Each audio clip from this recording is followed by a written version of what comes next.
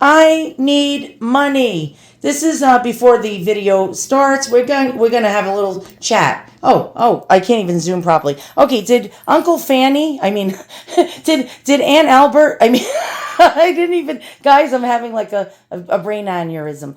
Did Aunt Fanny just go on to greener pastures? Did Uncle Bartholomew just leave you a bunch of junk? No further. There's another YouTuber that wears white gloves who does evaluations and charges $750 for a lifetime evaluation of all your junk that you just got passed down from Aunt Fanny. And she doesn't even do a quarter of the amount of research that I do. So I will tell you right now, for a limited time only, you can give me 25 items to research. 25 items. I'll have to get thorough photos from you guys. That's right, fronts, backs, up, down, side, the whole 9 dimensions, and I will do, for a limited time only, $500. That's right, cash money, because we don't want Uncle Sam taking my money. Cash money, well, we'll figure out a way. And I will give you 25 valuations. I will make you a video lasting 15 minutes or longer, telling you the history of your object, the retail value, the estimated non-retail value. I will actually give you what my uneducated guesstimate is of its value, although I'm pretty spot on. And $500 for 25 evaluations. That's right, limited time only. Now, I will do 10 for $250, 10 of them. I will make you at least a minimum of a 10-minute video telling you the history of your object. What do you say? What do you say? Contact me on my About page, and we will get this done because my channel is non-monetized, and I am making zero moolah. Now, we go back to the video. All right, so let's get this eBay unboxing underway.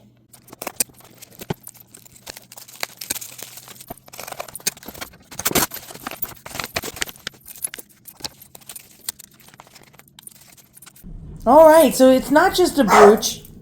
What the hell is that sound? It's my washing machine, and my dogs are barking at it. Okay, I'll be back. Don't ever buy a Samsung washing machine. It actually goes off balance and starts sounding like it's going to come crashing through the floor. There we go again.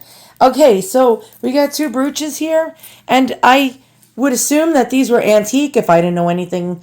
Well, not that I didn't know anything about antiques, but for the most part, up until recently, I thought these were antiques whenever I saw these. And they're generally vintage. Costume jewelry. All right, so the first one we have, which I have to clean, is this brooch with beautiful turquoises in it. These are portrait miniatures. Now, a lot of people collect portrait miniatures or miniature portraits on ivory or porcelain or even celluloid or paper.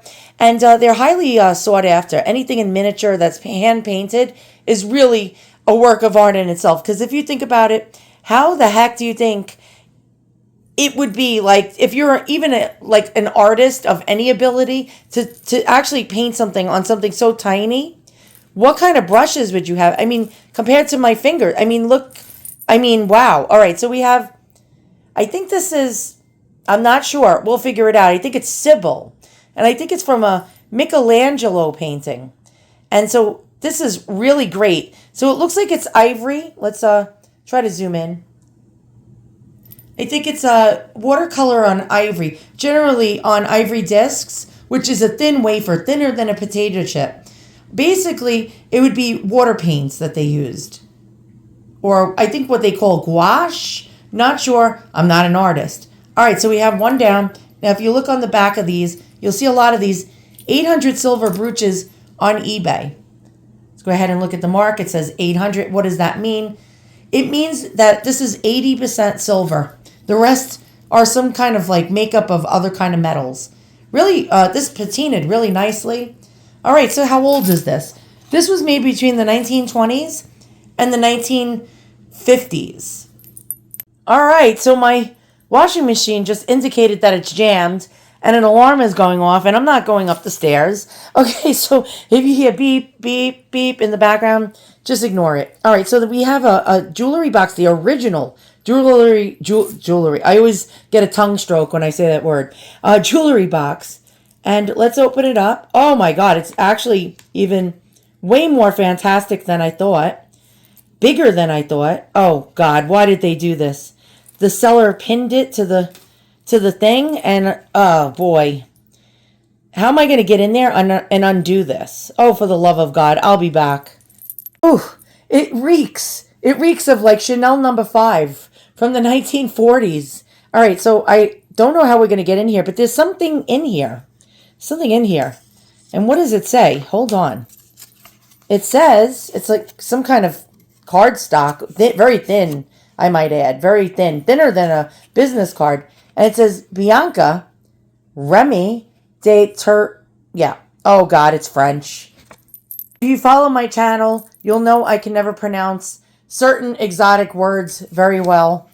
Bianca Remy de Turicque. Ariste Peintre. I think that means artist, painter. And then we have some weird phone number, right? Because that's what they started with at the time.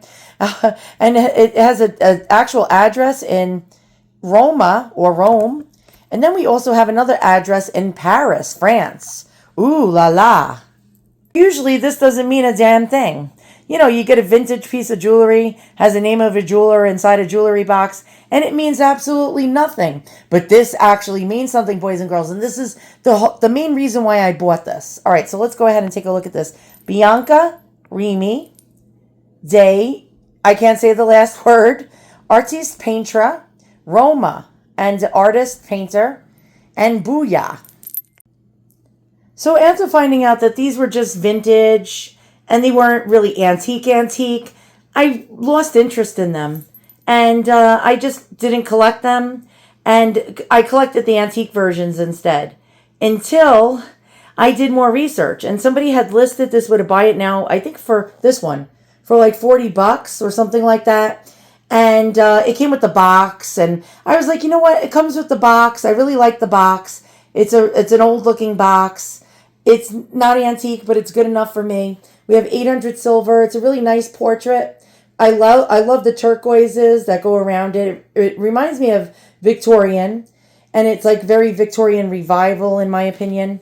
And again, look at that cool painting. I don't know if we can zoom in on that to see that, but you can see like each brush stroke.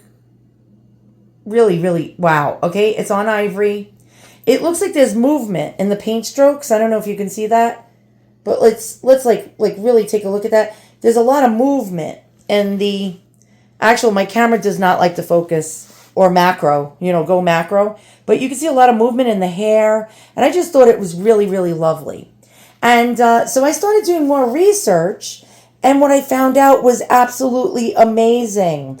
Okay, so this was painted by a noblewoman in Italy. So she originally came from a French family. And then became Italian noble, royalty. Her family comes from Italian royalty. Not only did she come from Italian royalty, well, we'll get to the whole story. I found a book from a World War II soldier who actually wrote his memoirs down in 1943 and actually, came back alive after the war and printed a book, published a book, his own book about his memories of Rome. And sure enough, I couldn't believe what I found. He was speaking of Bianca and how he purchased a brooch from her. And she also actually spent time with a famous saint. Yes, we'll get to that too. And so now, a couple of days later, I was, scrolling through eBay. There's a lot of these type of mid-century brooches. Let's try to get a focus. A lot of these mid-century type brooches on the market, but they're not all made by Bianca. And there are a lot of Italian ones, but they're not made by Bianca. And I could tell this is done by the same hand. Since this one came with the paperwork, I can clearly see, definitely it's a Bianca. And so a lot of people that collect these have no clue about this. But for the ones that do, this is a high commodity, boys and girls. People are looking for these brooches made and actually painted by Bianca, who painted these actually in the Vatican. She sat in the Vatican Art Museum, and painted from famous paintings. She would copy famous paintings in miniature. let's go ahead and find out what I found in my research. Okay, so in a book I found on the internet, it was a free read, in a book called Diamond Trails of Italy, and it's a soldier's memoir in World War II who got a weekend pass. And so when he got the weekend pass, he got to go through Rome. He was stationed somewhere in Italy, and he went to Rome. And so he was talking about how he went to all the famous, whatever was remaining of it, all the famous art places and the Vatican and museums and whatever wasn't in rubble. And so he wrote this in 1943 and got it published in 1945. Okay, so I'll just read a little bit of an excerpt before we get to the meat and potatoes. It was a pastoral scene with 3 central figures exquisitely translated into living color on a thin oval of ivory. One day in the Vatican Art Gallery, I wandered into the great hall of Raphael's works, which contains some of the most celebrated figures in the world. They include the Madonna of Foligno, which I mentioned before, and the most living and viral painting of them all, the Transfiguration, which seemed to me not of this earth. In the midst of this beauty sat a miniaturist at work. I felt that there could be no greater atmosphere for painting anywhere in the world than within these treasured walls. The lady was Bianca Remy de Turicque. Yeah, I'm not doing that. No, the best miniaturist in Rome. She also has an academy in Paris. I have her card in front of me now. I bought one of her creations too, for I felt that the association of these rooms would forever fill the little picture with that which is most beautiful in art. My knowledge of art would barely fill a page, but my appreciation of what I saw in Rome would overflow a book. I could have spent a month in the Vatican Art Gallery. I only had 2 hours. I did not even see the National Gallery, but the beauty contained within the high walls of the Vatican City will last me a lifetime in memory. My most vital recollection are of the Sistine, or 16, as it's often spelt, chapel of Michelangelo, Raphael's Transfiguration, his Fire of the Borgo, and the School of Athens, Botticelli's Moses. The murals of the Sistine Chapel were taken out of the Old Testament and made into a living reality by Michelangelo, Botticelli, Rosselli, Levi, and others whose genius and no matter how hard I tried, I could not find much information on her. Reason being is because she was in Italy, in Rome, and also Paris, as we see here. And so I can't write things in the search query in Italian or French. I mean, I probably can if I use Google Translate, but then it'll translate her name because her name actually means something when you translate it. So, the last name. And so it's going to cause an issue. So I really couldn't find any information until I found out that she's a baroness, was of a noble family. Actually, she is the daughter of a baron, really quite interesting. So that's handed down. It's handed down from generation to generation. And the back part of her last name, the Deturicque, means of that area. Bianca Remy of the whatever that is. And it's a place in France, actually. And so I got a lucky break when I found out that she helped and assisted a saint. Yes, a saint. She helped one of his handlers, and he actually, let's read it. Let's go ahead and read it. So if you guys don't know about Saint Padre Pio, of Italy, Petricina, I believe it was called. I don't know if I'm pronouncing it right. Google him because he's a major, major saint. He was recently canonized in sometime in the early 2000s. Okay, so one of his handlers, he had a lot of people assisting him, was in Italy with him, and he needed some municipality work, like governmental work done on some kind of roads. And the municipality was giving him a hard time. He was building hospitals to help cure the sick.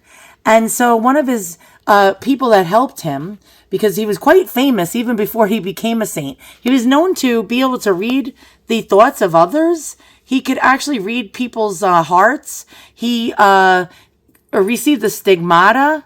Oh my God, he was in excruciating pain for most of his life, had stigmata. Stigmata is when you breathe, bleed through your hands, the palms of your hands, and so on and so forth, like Jesus. And so he had the stigmata. He could biolocate, like he was like a mystic. And so one of his handlers had to go around Christmas in 1956, to St. Giovanni Rotondo at the Foggia station. So let's read.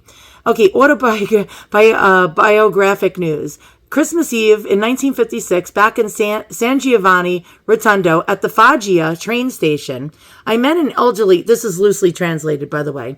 It was in Italian. I met an elderly and kind lady, and her name was Baroness Remy de Turicque of Rome. After exchanging a few words, the lady showed me a lot of sympathy. And we started together to the San Giovanni train station. And it was translated on Google Translate, and it was actually more coherent, but I'm trying to explain it to you. Okay, so I spent a very Merry Christmas surrounded by the love of the Father, meaning Padre Pio, and the kind company of the Baroness, who, when I was leaving again, warmly invited me to visit her in Rome. The common interest in the things of the Spirit, the love of God, and Padre Pio created a bond of very deep brotherly friendship between Miss Remy and me.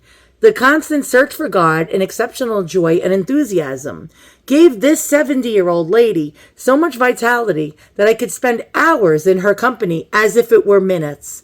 And so this was December 26th of 1956. So Padre Pio needed him to do a favor. And by the way, she was born, I believe, in 1886.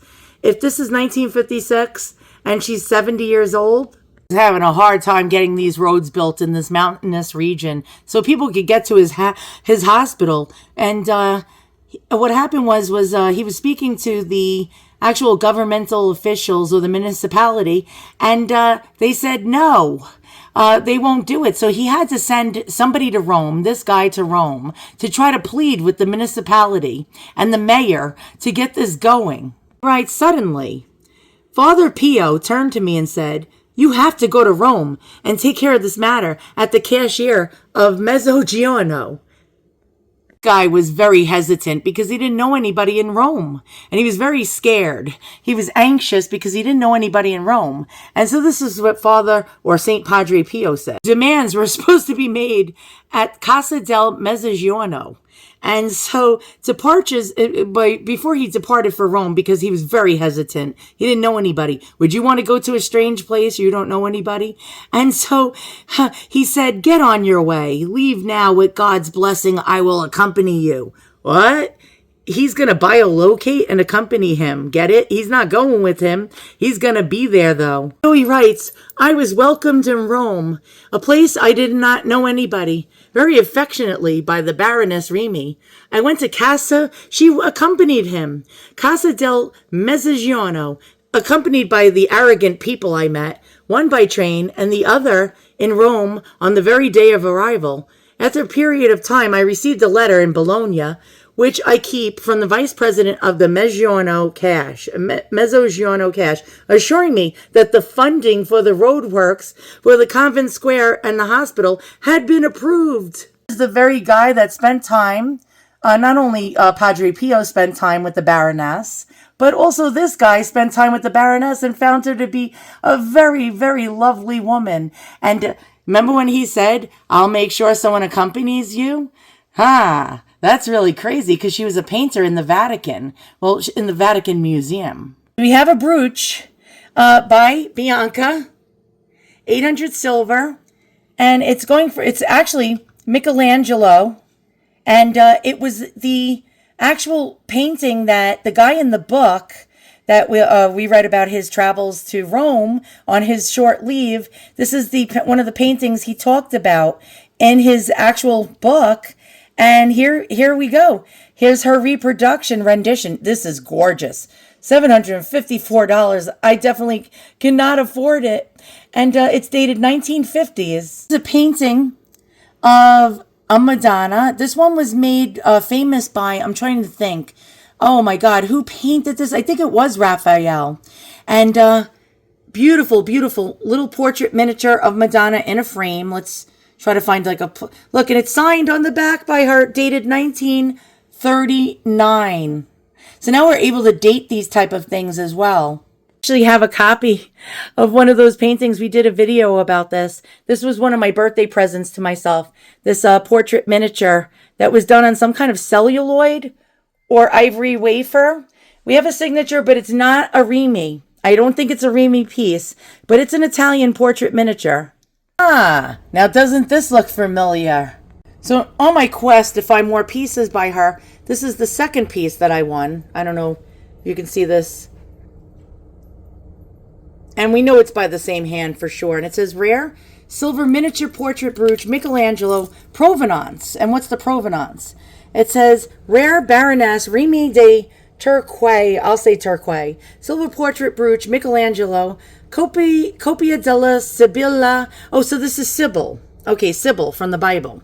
And it says it's a very rare and stunning original miniature painting by the renowned Baroness Bianca Remy de Turicque, artist. This is the most unusual as it has the provenance and a business card of the Baroness in question. This same business card shows the price of the brooch, date and place of sale. This item sold for 7,000 Italian lira in December 1959. It was bought as a gift. And it says, at auction, items are often attributed to Turicque, but very rare to prove. This item has all provenance and undoubtedly is what it says. The picture Baroness Turicque has painted is a portrayal of Michelangelo's famous Sibyllica Delphica. This is a large circular brooch in ornate floral continental, 800 silver melting with pin on back. The diameter is 2 inches. And it says, 2 uses for the price of one because it doubles as a pendant and also a brooch. This is actually, so now we know this is definitely a Remy piece. Without a doubt, it's identical to the other one. 2 more Remy pieces being sold on eBay. That's it. That's where the trail ends of this story, the saga. Wow, it's only being sold for $500 for a pair, and the original boxes. Step on it, boys and girls. Seriously, step on it. This is going to be worth something. I'm going to guess in the next 10 to 25 years, if you're young, if you're not 50 like me, and you say you're 25 or 30, grab these, because these are going to go up in value big time. And so we have 2 800 silver pendant brooches. We have one scene from Michelangelo, the other from another scene from Michelangelo. Now, I do notice her mountings, like the mountings that she placed the portrait miniatures in, are different. They're not always the same. They differ and vary from different pieces. And so if you say, oh, well, it should come in that type of frame only. It doesn't have to, because we saw the one with the documentation of mine came with actual turquoises on it with a completely different frame. All right, so as you can see on eBay, there's a lot of these early 20th century, mid-century portrait brooch pendants all over the place at different prices. And it's hard to tell which one is a Remy piece. I have 2 in my collection now. I am so excited. You can see the prices on these. Some are very good. Some are very, very bad.